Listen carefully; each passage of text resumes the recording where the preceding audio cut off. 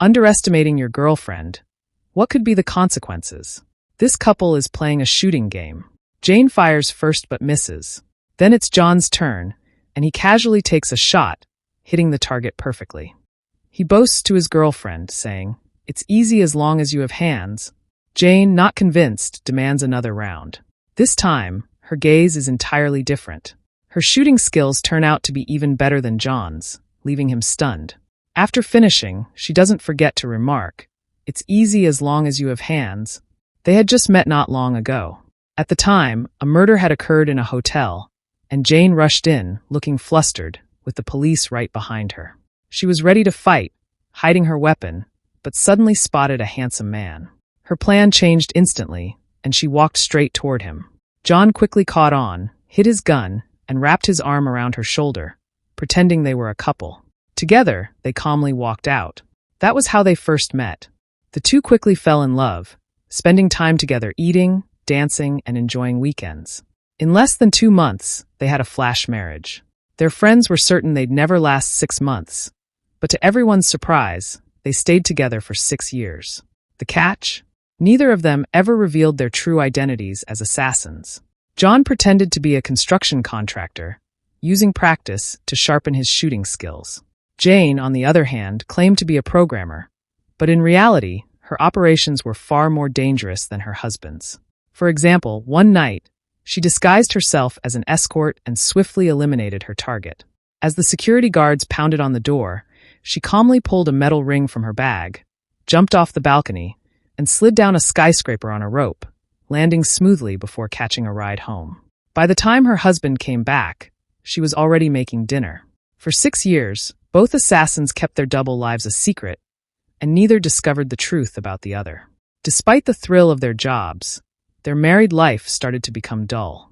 Just like any ordinary couple, they began to grow irritated with each other. Until one day, we both got assigned the same mission. The target, named Tank, was said to be a real challenge, and there would only be one chance to take him down.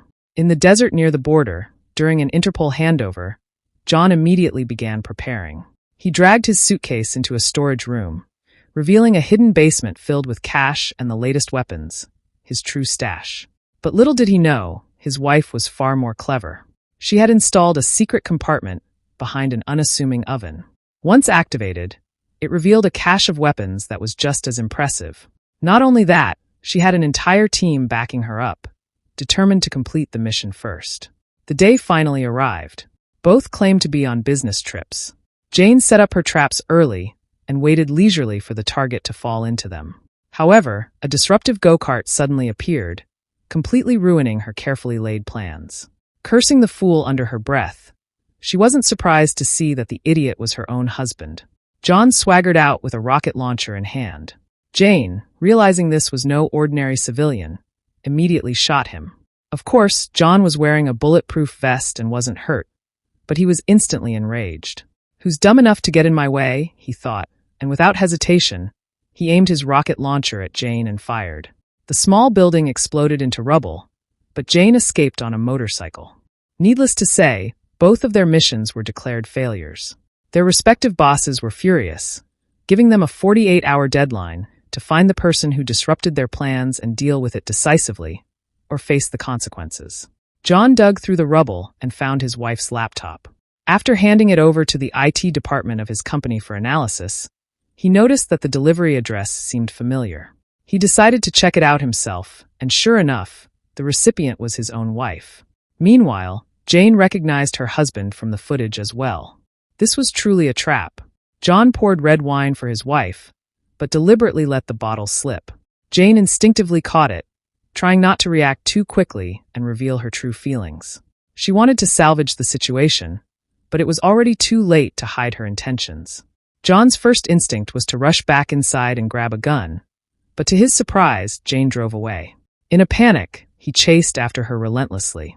In the heat of the moment, he accidentally fired the gun, the bullet nearly hitting his wife. Thinking her husband was trying to kill her, Jane interpreted his actions as a threat. He wanted to explain, but without hesitation, she rammed into him, sending him sprawling. Undeterred, John broke the car window and climbed inside, but Jane, terrified, jumped out of the car. Frustrated, John went to find his brother, while Jane sought solace in alcohol from her best friend. Both sets of friends reminded them that they had warned them about their partner's unreliability. After all, he had deceived her for 6 whole years, using their marriage as a cover to keep her in the dark. As misunderstandings deepened, neither of them could sleep that night. The next day, Jane returned home to pack her things and inadvertently came across their wedding video. For a moment, she felt a twinge of emotion. However, when John returned home, he found the place had been completely ransacked, including his hidden stash. Unable to hold back any longer, he tracked Jane down at her office. He attempted to negotiate, saying that since they were both in the same line of work, if she admitted defeat, he would let her go. Jane would never agree to that. She ordered the destruction of all evidence and activated her escape plan. Her entire team quickly set up a steel cable to the building across the way and successfully evacuated in under a minute. By the time John burst through the door, she just turned back and smiled at him. This didn't resemble a duel between assassins at all. It felt more like a game of cat and mouse between a couple. In the first round, Jane won. Not long after, John followed a lead and found her again. But this time, before they even met, Jane trapped him in an elevator. Her terms were the same as his: either admit defeat or die. John thought for a moment and confidently chose the latter. Jane was taken aback.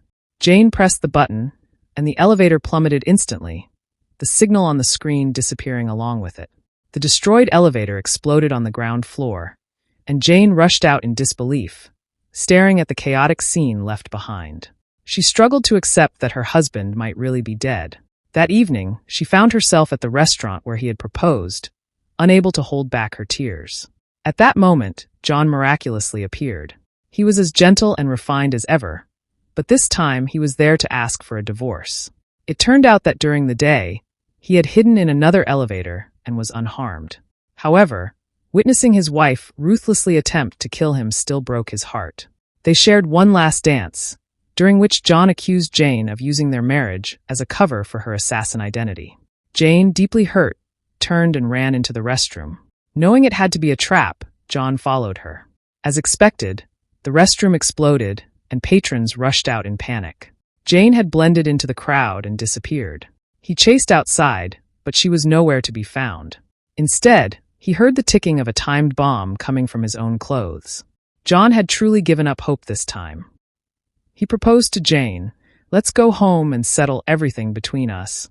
The ultimate showdown between the assassin couple began, starting with a fierce gunfight. Eventually, both of them were utterly exhausted. At that moment, Jane glanced at her gun, and John immediately understood what she was signaling. After a long standoff, John was the first to lower his gun. In that moment, they finally realized that despite the many problems in their marriage, they still loved each other. They reconciled and talked until dawn. However, the assassins sent by their company arrived, just as the original 48-hour deadline had passed. The top assassin firm showed no mercy. A bomb was thrown into the basement, forcing the couple to dash outside. A group of assassins was already waiting for them at the door. Before they could even engage in a fight, the bomb exploded. They found John's brother, who informed them that their respective companies were at odds. As long as they remained together, the underworld would never let them go. The only way to ensure their safety was to capture a more significant target.